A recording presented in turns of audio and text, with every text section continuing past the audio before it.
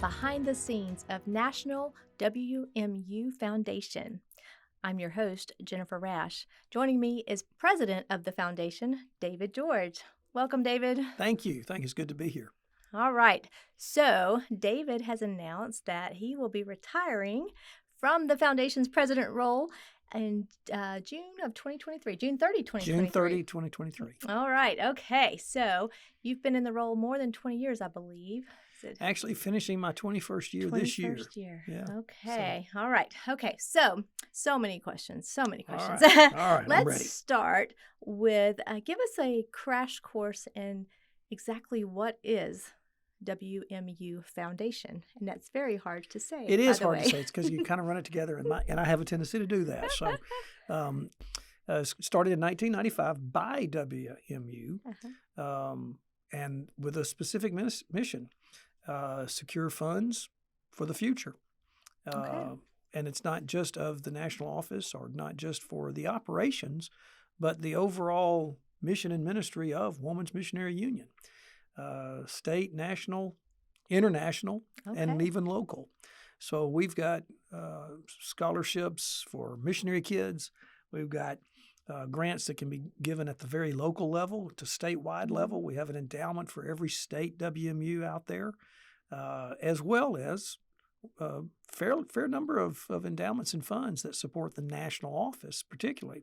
But we also have partnerships with international. We were talking earlier about Korea WMU. We have an endowment that supports Korea WMU, Bangladesh WMU, because those were started by missionaries, foreign missionaries, when there was the FMB, by some of the women who were on the field there started these organizations, and so we still have endowments that promote them and support them.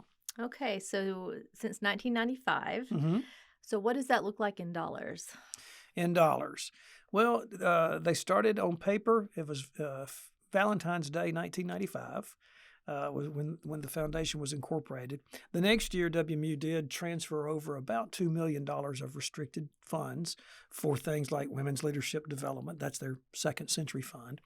And then several scholarships and the Vision Fund, which is a kind of an all-purpose funding of all ministries of WMU. And then they said, okay, go do good things. And they started raising money and encouraging women to put WMU in their estate plans. And that grew for a while. I got there in 2002, January 1st, and they had about $10 million at that time under management. Since then, it's grown, both in terms of endowments that have been created, new endowments that have been created, also from people, estate gifts paying in. And then in addition to that, we manage investments for other Baptist organizations, predominantly state WMU organizations. So if they have a reserve account or a scholarship, we would manage those. It's kind of like, well, we're doing it anyway. It's going to be cheaper for you if you've got $500,000 or $100,000, and you can't afford to go to the stock market with that through a brokerage firm. You can come up under our umbrella. So our investment strategy, which is biblically responsible investing, conveys to you. It's just still your money. So we have 20 plus clients now, $24 million of their money. And it's how it shows up on our balance sheet, assets held for others. So now the organization, we hit $50 million. I have to say it that way until this year. So December 31, 2021 was really a record high for us. A little over $50 million. And then, of course, the market, COVID and inflation and fear of recession and everything else, the Ukrainian war, kind of took a little bit of the headway out of that. But it's starting to recover a little bit, and it'll come back. I figure it'll come back the day I retire. That'll be the day that it's going to explode and the market will take off again. But you'll still get credit, so that'll be fantastic. That's the beauty of endowments and even long-term investing. Long-term investing, I emphasize. Over time, you're going to win. So over time, after I'm retired and whoever's follows me is there, they're going to have a good pool of money to work with, and it'll continue to grow over time. There'll be some more setbacks along the way. Market always does take back a little bit. Right. So now, as the president, do you sit and think about where to put the money, how it works? Do you have managers, money managers, that kind of thing? Professional money managers. I always make a big deal about, hey, I'm not the stock selector. So you're not sitting and studying. It's far more sophisticated. We have an investment committee on our board. Okay. High quality board. We've got 17 members. 2 are ex officio. The national president of WMU and the national executive director are automatically voting members of the board of the WMU Foundation. Okay.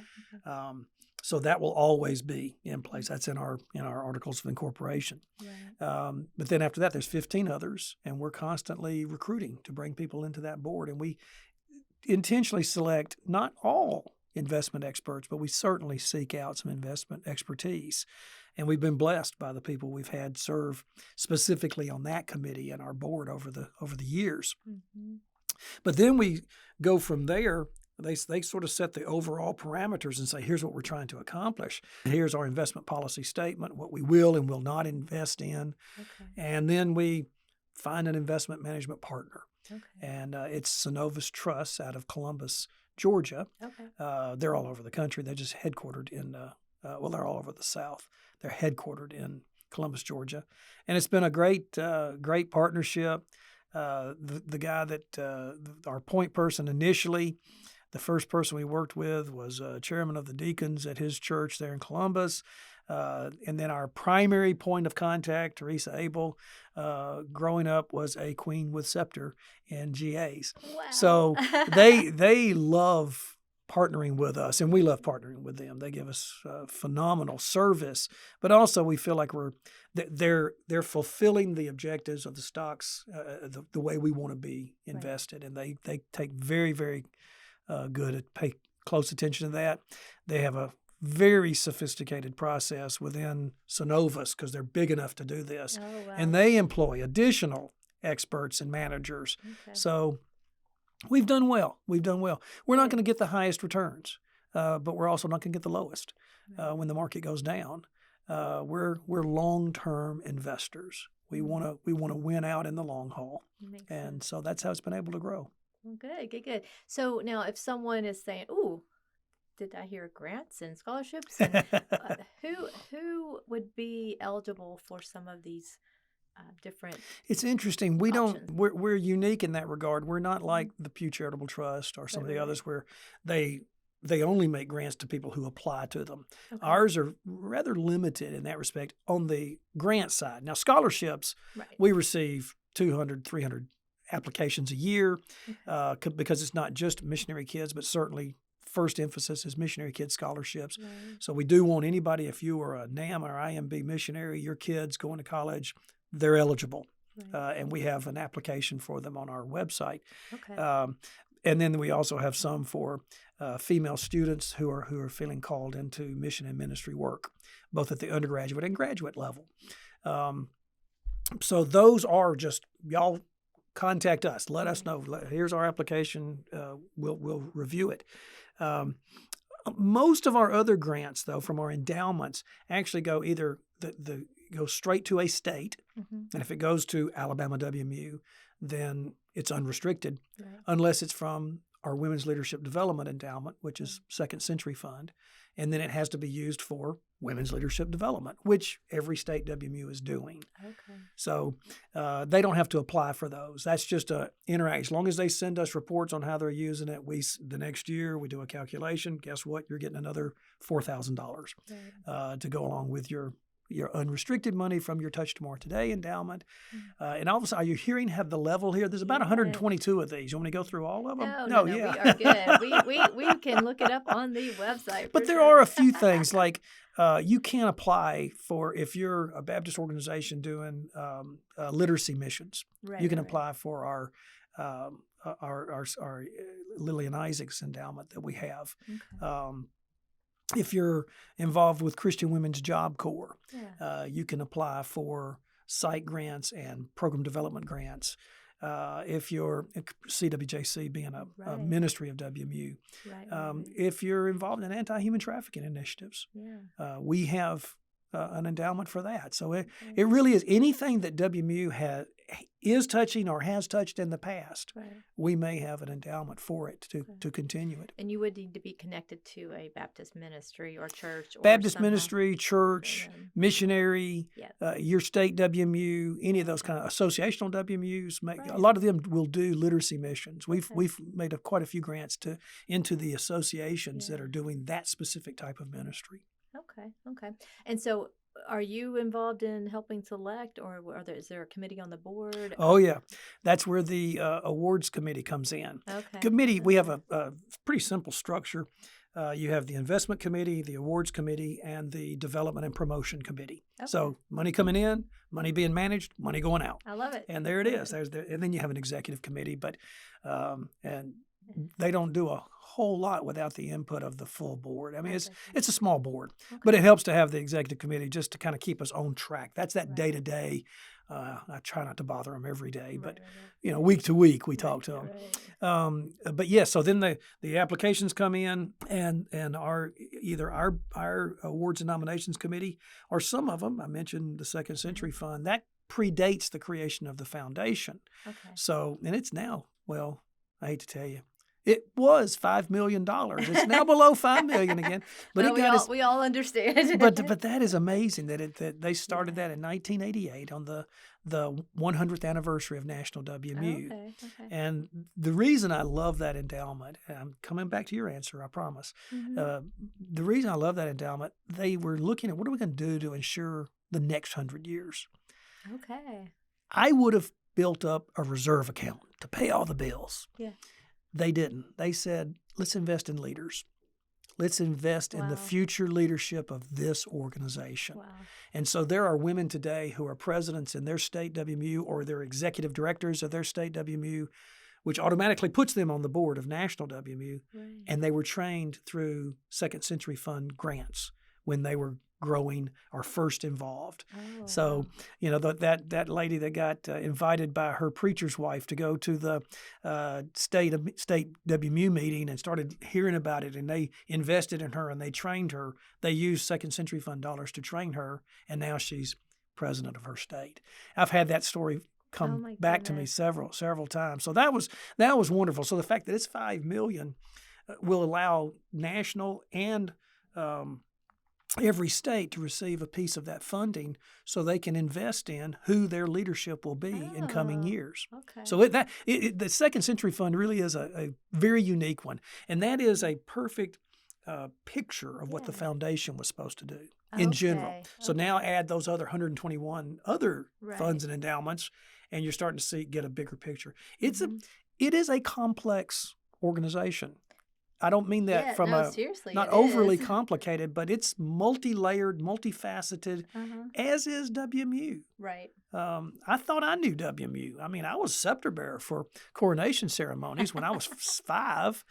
So when my mother would go to circle meetings, you didn't have childcare in those days. You went with her, went into another room with all the other little kids, and you were told, now you be good or you'll be taken care of. Oh, and wow. so I've attended circle meetings. I was an RA, not knowing that RA was created by WMU. Just all kinds of touch points. And of course, my real claim to fame, graduated Stanford University in 1981. First job out of college, truck driver for Women's Missionary Union. Really? Yes. What a neat full circle there. That was my summer job.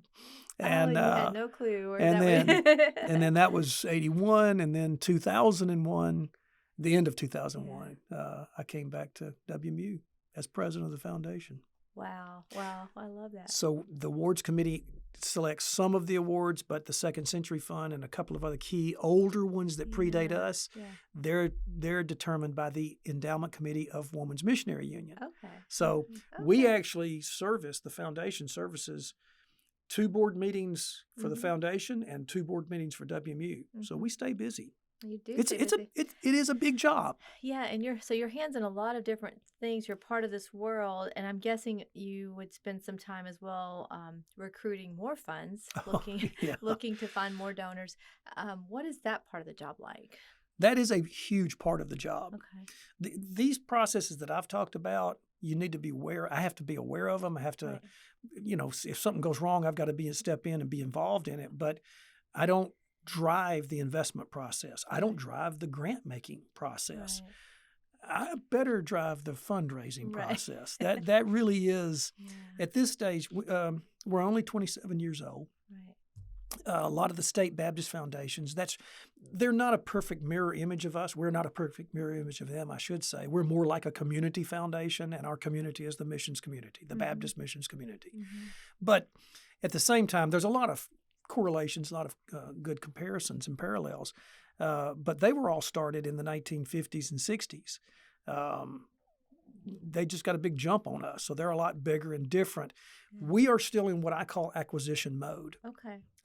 We're still trying to bring people in. Now, I will tell you the big change that's happened in the 21 years I've been there. I rarely hear somebody say, I didn't know WMU had a foundation. Now, they may not know who WMU is and by default wouldn't know about us, but if they know WMU, WMU, they go, oh, yeah, I've heard of the WMU Foundation. In the early days, what I heard over and over was, what's the WMU Foundation? What do you do? Right. Which was my first question when I was asked to apply for the job. Right. Literally did. Guy was on the board, friend of mine from college days, as God would have it. He went to Nigeria as a missionary. I went to Washington, D.C. We never saw each other again. 20-something years later, we reconnect. Wow. And that's who called me and asked me to apply. And my first question to Travis was, why does WMU need a foundation? They get all that CP money. And he goes, no, they don't. They get no CP money. And I'm sitting there, really? So that's where my education, Yeah. Again, I thought I knew WMU. Right. And then you learn later that, no, that was never their intent. They've never received CP money. And so And I think sometimes, people don't realize that. And you think, how is WMU funded? Right.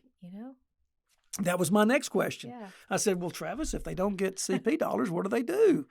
And are they fundraising? And he says, no, they sell magazines. So the subscriptions to Mission Mosaic, or RA Leader, RA Guide, all the age level publications, that funds them. And so then our role is to supplement that. Right. And over time, as you well know, people don't subscribe to print publications like they used to. You're doing a fabulous job with the Baptist paper and making people wake back up to that. But so we're supplementing. So we were able to give them not quite $1 million. But I wanted to retire and say we're at $50-something million.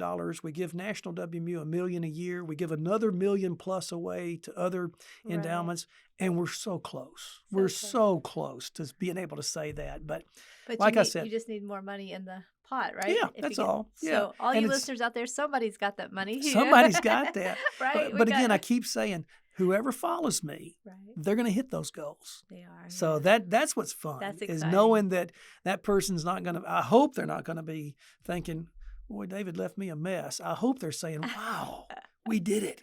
It'll be after the new person gets there. Right. Well, and it's so true, just those little things like those subscriptions you were talking about, just being part of that makes a huge difference. Oh, yeah. But then what you're doing through the foundation, the supplemental piece is vital. And so all of that's, it's a good place to be, trying to keep that moving and putting it together and making it click. It really is. It's fun. A good example, it's really in the smaller states. Yeah. The ones where there's not a huge Baptist presence. Right. And in some cases, a few of those states, their entire budget is the Second Century Fund allocation they get and the piece they get from their Touch Tomorrow Today endowment. Okay. And that's their budget.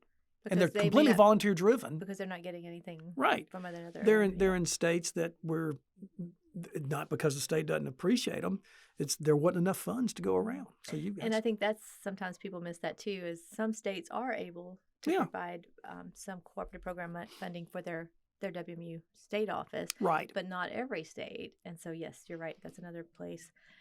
So okay, so you're doing. you're thinking through all of this. You had your goals. You still, you never know. You might meet them. But looking back now to the David who started with all the questions, like, what in the world is this? Yeah. To the president today of who you are. What are some tips and pieces of advice you would give anyone thinking about applying for this role and coming in next? No Baptist life. I learned not like being no as in K-N-O-W, right? K-N-O-W. Excuse me. Wow. Yeah. Boy, don't quote me. I love that. I've got it written down already. Be well versed in Baptist life. Quick anecdote about that. Absolutely. I'm not a preacher. I didn't go to seminary. Right. I have preached. I have 3 sermons because one church over the 20 years I've been there, 21 years, had me preach 3 different times. So I had to come up with. I have 3 distinctly you have 3 different sermons. I love it. So anywhere else I go, you're going to hear one of those 3. But I didn't get a lot of invitations to preach because I wasn't a pastor. Made sense. Right. And I thought, but that's not really my audience anyway. Where's my audience? And I went back to what I've known as a Baptist all my life, and that is Wednesday night. You get fed. You meet the missions backbone of your church on Wednesday night supper and those services. I've been in more services. I used to almost always be at my church, my home church, on Sundays. But on Wednesday night, I was never there because I was at another church somewhere around the South. I love it. And I would call people up, a lady that's the associational director or something, say, I need to come to your area of town, because I had to just come up with excuses to get there. And because we were not known at that time. Right. And I would say, well, can I just meet you at your church for Wednesday night supper? Oh, sure. And so I would get a great meal. And invariably, the pastor would say, well, Brother David, bring us a word from WMU, because it's Wednesday night. It's Wednesday night, right? Yeah. I love that. And it was, so flexible. that was so much fun. Yeah. And, so I would say, be well-versed in Baptist life and understand. We don't have huge donors. Okay. So don't expect that you're going to fly around and go golfing and do stuff like you're going to get to know your donors at Wednesday night suppers. I love it. Dinner on the grounds, Mission Fest, working together cooperatively in missions activities. I'm not saying there are not some wealthy Baptists out there, but we've had very few what my counterparts in the fundraising world would call huge gifts. We've only had one estate gift that broke $1 million. Okay. Only one. Okay. Very first one ever. I love about it. 10 years ago, and it was a man. Oh. Now, that was shocking to me. I love that. It was shocking to me, yeah. And he loved WMU. They used to assist him in he and his wife's ministry. Okay. And so at his death, he left it all to WMU. $1.8 million. I always think about when I hear you speak and share the importance of leaving a legacy through our estate planning. Do you get to talk to a lot of people about their estate planning and help them decide WMU, their church, international missions, whatever ministry that might be close to their heart? How do you talk through that with people? Usually I talk to people, I start with tithing because it's something we know. Right. Whether we do it or not, we do know it. And, right. As Southern Baptists, again, we know the value of it. We know that there's an obedience model, an obedience component tied to that. And so I just say, tithe your estate, at least tithe your estate, just like you've done. And I've had people come up and say, I just did my estate and I didn't put a gift in there. And I said, well, there's time. You can fix it. It's not, don't worry about being in somebody's will. Get in their last will. Because people do change them throughout time. So make sure you get that point across to them. And it's just saying, just whatever God gave you a passion for, whatever you devoted your time here on earth to, consider leaving something from your estate to it. Your kids can live off 90%, and the 10% you give away will speak volumes to them. Oh, I know. All of us who receive those from time to time, no matter what the size, it is such an encouragement to just be surprised one day that, person A, that you just left you this little piece. And it's such an encouragement. Wow. Rod Marshall and I talk about this a lot. He's probably one of my closest friends here in Birmingham area, and we compare notes all the time. It's been fun to watch his career path at Children's Home. But we'll talk about this where you get this unexpected gift. Right. It may not be huge, but it's a good chunk of money, and it's usually 100 times more than whatever they gave you during their lifetime. And you're like, where did this happen? And for us, it's always when we need it to. Yeah. It's really, really neat how that happens. Absolutely. I've got too many stories for that one. Yeah. You'll have to have me back on and do a podcast of just the crazy, wild, incredible stories of where God just timed something, and you're like, I didn't see that coming. But man, that was the one I told you about, that one huge gift. Yeah. We've received millions in total from estates, but only one that was that large. Most of them are so people think, oh, I can't leave anything. I don't have an estate. No, if you've got $1 left over, you have an estate, and somebody will fight with somebody else over that $1. That's right. So plan ahead. Think about it ahead. Take care of your children. Yeah, I think we're supposed to do that. I think that's biblical. Yeah. Take care of your children, but they don't have to have everything, like I said earlier. Yeah. And make sure you put something where God put a passion in your life. Our tagline, if you will, is find your mission's passion. Like I said, we're the Baptist Missions Community Foundation. Right. That's why we have 122 options. Right. So you can find, well, what's your passion? Yeah. We've got people in one state who gives to the endowment for another state because they grew up there. Oh, okay. And it's I love that. the lady in Mississippi gives to one in New York. Okay. And it's just, and of course, that gets my attention. Right. Circling back to one of your other questions, what would I tell the other person? This sounds kind of hokey, and I can't think of a better way to put it, but you got to love people. You got to love hearing their story. Right. You've got to love people that you don't agree with. Right. Love people that have different, and when I say don't agree with, I mean it's like, what color should the carpet be in your church? I mean, I'm not talking about fundamental issues, but hearing those stories. So I sought that lady out. That is a real live example. And I said, why are you giving there? And I heard her story, and it was fascinating. I love it. And we're not talking millions, but doesn't matter. She added it in with everybody else's, and it's growing because of that long-term investing. And New York WMU now has a pretty decent chunk of money that comes to them every year from their endowment. Who would have thought? I love that. I love that. Okay, so you need to love people. You need to enjoy just sitting and getting to know people, relating, going to the Wednesday night suppers you were talking about. Anything else that's vital? Missions, I guess, right? You've got to have a passion for missions as a core. Okay. I mean, mine goes back to 5 years old, Sunbeam, 4 years old maybe, I can't remember.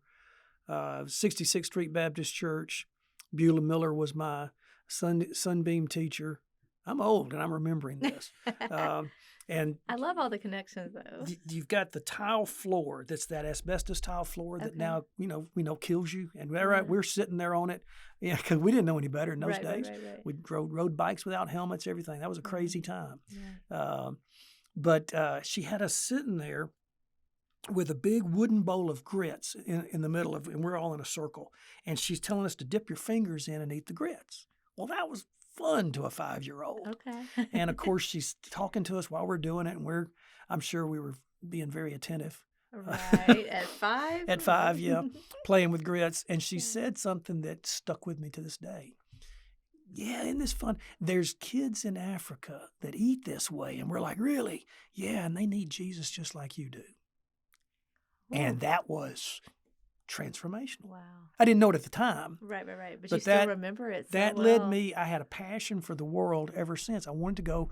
I didn't see it as being a missionary. I was going to work for the State Department. So I went to Stanford University and moved to Washington, D.C., got my master's in international affairs. I'm going to work for the State Department. And I told God, guess what I'm going to do for you? Wherever I end up working and serving around the world from my country, I'll call on those missionaries and I'll help them out there. And that never happened.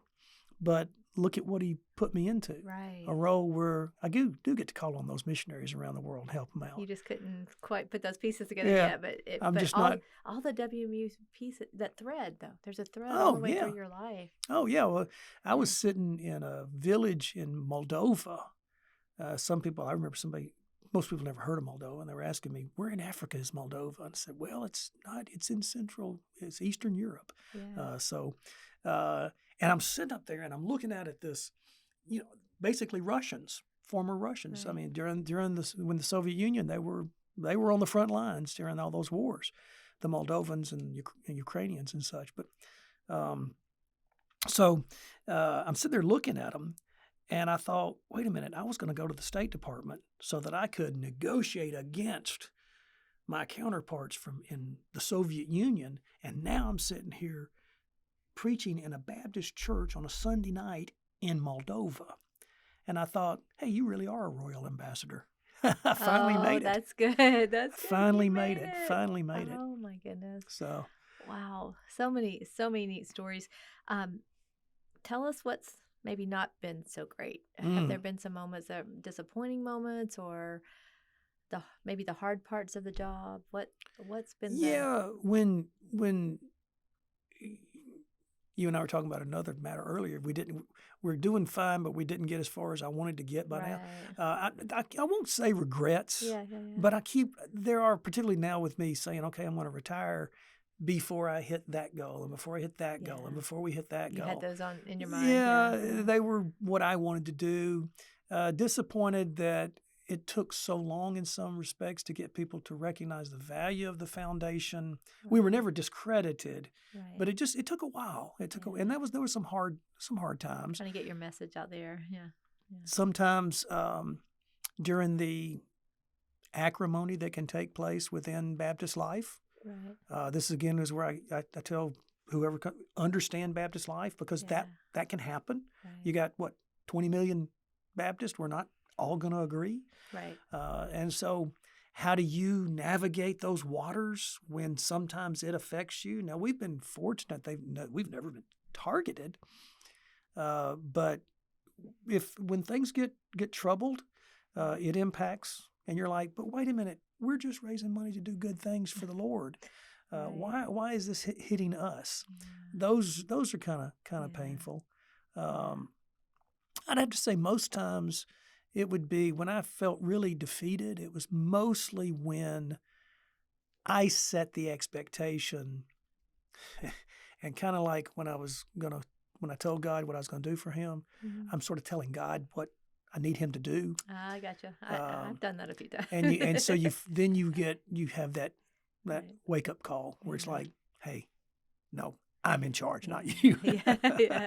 And so you kind of rest in that. And I guess even in the years that I thought we're not going to make it, we're not doing well, we didn't raise this much money.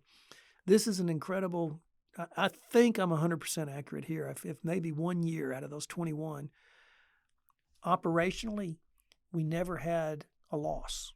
Never had a year where we took a loss on operational expenses. Now, part of that's because we didn't spend a whole lot of money. We kept things in check.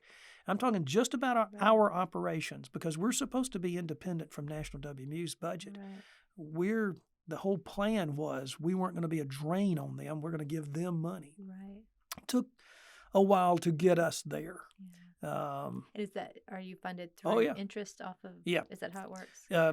Predominantly, it's our investment management fee. That's our biggest source of funds. Okay. Some is investment gain. Okay. Or in this year, investment loss. And then we do have people that contribute to us. They see it as a leverage. They say, you know what? We just want to give money to y'all. Okay. And it's not unusual for us, if we have a stellar year, to take some of that excess, excess money. I love that term. Take some of that excess revenue and give it back to WMU, or use it as leverage to get people to give to other. We do matching grants with it. The foundation will match dollar for dollar up to $2,500 if we've done some of that over the years. So the pledge we have is that we're going to use it for the mission of the foundation and WMU. So. Okay. Yeah, but so even at its worst, God always protected us. Yeah. We've never had to dip into our reserve, which is amazing. That really is. The day may come, and that's okay. That's what it's there for. Right. But that's not a sign of defeat. Right. It just might mean that it's a sign of growth that year. You need to hire more people before you're really ready to be able to pay for them, well, you got a reserve for that. Right. Good, we can do that. Yeah, and that's that's neat that you were able to kind of establish even the future of how this would work when it started in 1995, and then just let it grow into it, become what it is, Yeah, and then function in life. How that's going. And I think in the story we did when we announced your retirement, you mentioned that you felt like WMU Foundation was in a healthy place, and you felt good about releasing it to the next. Do you still feel that that's where we are? I do. The expression I used to somebody not long ago was, we're not bulletproof, but we are sustainable. Okay. So I guess what I would say, someone considering this position, you're going to have a good corpus of assets to work from. You've got a good track record of being fiscally responsible. You're not going to have to worry about deep indebtedness. You've got a reserve that you can draw down on to come up with that next new thing that I never thought of, that might take some resources. And you're granting a couple of $1 million a year to worthwhile causes in the kingdom. So it's a good, and it's sustainable. You're not going to have to worry about, well, what happens if this goes wrong or that goes wrong. Right. Even clients, we have 24, 25 client organizations. We're not dependent on any one or two of those. Right. We don't want to lose any of them, but if something happened, okay, well, that's a piece, but that's not everything. So we're not overly dependent on any one source of funding, except for that management fee income. And of course, when the market drops 12, 15, 16%, you do have some impact there. That makes sense. Okay, so you are the third president. Is that right? So the first president was Richard Karnes. Richard Karnes, he had been at Kentucky Baptist Convention, at Foundation, and did all the initial paperwork and such. And so when I got there, we were already a clean, organized, ready to function organization. Following him was Alan Metters. Alan was the one that implemented some of the initial estate plans and got that model shaped for us. And I keep talking about these Touch Tomorrow Today endowments. Those were created while he was there. So I got there and I said, well, I remember saying this then, I say it now. We got all the tools. We just need to get them dirty. I love it. So I went into the fields. So you got them dirty. I like it. But they laid the groundwork. And again, it was so nice to walk in and not have a disaster to clean up. And so I'm hoping that's what I'm doing for whoever follows me. And so then, the goal would be that the next person can just build from what you've done. Exactly. You mentioned the Baptist Foundation. Help us understand the relationship and what's different or what's the same about how you work with around the Baptist Foundations. There's state Baptist Foundations and then the SBC. The SBC Foundation. So, and I'm between Alabama and the SBC one, I'm good friends with both the presidents there. They're good guys, good friends. And they're all older than us for one thing, and they represent. They can go outside of their state lines, but in general, the Alabama Baptist Foundation would represent all of Alabama Baptist. Any entity, any school, any mission project, anything that the Southern Baptists are doing, any church, whatever. SBC, same, but more on a national scope. And a lot of their work is probably heavily with the SBC as its own organization. It's into IMB, NAM, those kind of things. So on the more global perspective. If you came to me and said, we want to set up a scholarship for pastors at Samford, I'd say, well, why us? You need to talk to John Ashworth down in Montgomery, because that's the Baptist Foundation of Alabama. Baptist Foundation of Alabama. If they want to set up a scholarship for missionary kids at Samford, okay, well, we already do a bunch of that. That makes sense for us. I'm trying to think of some others. They provide a lot more services to churches than we do, because that's really their bailiwick. That's their focus. So the irony is there are 11 state Baptist foundations who make donations to us every year. Now, how did that happen? Well, because before there was a WMU Foundation, Betty Smith and XY state, whatever state it was, wanted to leave something in her estate to support what WMU was doing. So they left it through their State Baptist Foundation. Oh, nice. Okay. And then they give to like the Second Century Fund. Okay. And so every year there's a payout. Okay. And so we have multiple. So I've always seen them as, I've always been careful to try not to compete. Right. We're in, John Ashworth in Alabama, he used an expression earlier this year that I love. He says, well, we're swimming in the same pool, so we ought to watch each other's back. Oh, I love that. Watch each other's back. Yeah, I didn't know if I said that right. And it's good because we're in the same water. So let's kind of look out for each other, and we're going to run into each other occasionally. You know, I'm going to talk to a church that they're talking to, or vice versa. And when it just makes sense to go the other way, help Yeah. do that. Yeah, Yeah. that's nice. Yeah. That's nice. Okay, so I know there's a presidential search committee. That presidential search committee is already active and working, and there's information at thebaptistpaper.org about all of the qualifications that they're looking for, and what's needed, and how to work, and the deadlines, and all the email where to send all the information. What are a couple more just like final thoughts of if someone is all of a sudden saying, hey, wait a minute, this sounds like something that I might be interested in, or I know someone that this fits now that I've heard David talk it out. Any last minute thoughts you would suggest before they reach out to that person or they send that application in? Yeah, I would say if you've seen this already or hearing about it, and go ahead and put your name in. Yeah. Go ahead and see what happens. The other, though, because they really want to hear from a lot of people.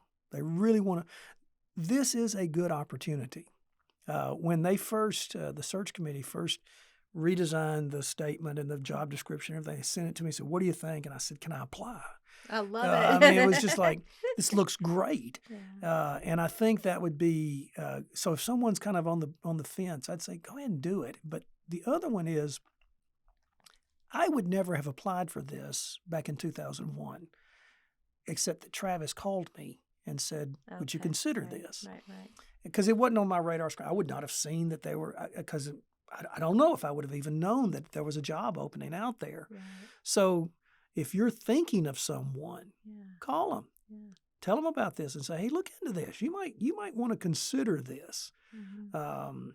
And if particularly if you love missions, you want to put somebody in this role that loves missions the same way you do. I don't think the search committee is going to pick somebody who doesn't love missions, Right. but that's that passion is going to supersede a lot of other things. Right. My background, I was a history major, and then with political science minor, and I had a master's in international affairs. Right. It wasn't finance. Right. So I've learned a lot about financial matters, but again, what I've learned is to trust the experts and to learn as much as I can from them through these years. Makes sense. All right. So thebaptistpaper.org, search for WMU Foundation, and you should be able to find that. You also can find our contact information at thebaptistpaper.org, and we can help get you to the right person if you have trouble there. David, thank you for sharing and helping us understand more about this. And we will look forward to watching these next few months as you work to the last day, as you said, I believe. Absolutely. And work hard. Thank you. The Alabama Baptist and now the Baptist Paper have been phenomenal ministry partners my entire tenure. Bob Terry, I met with him early on, and then I met you after that, and I have fully enjoyed all of our partnerships and efforts through the years. So thank you for this opportunity. You're very welcome.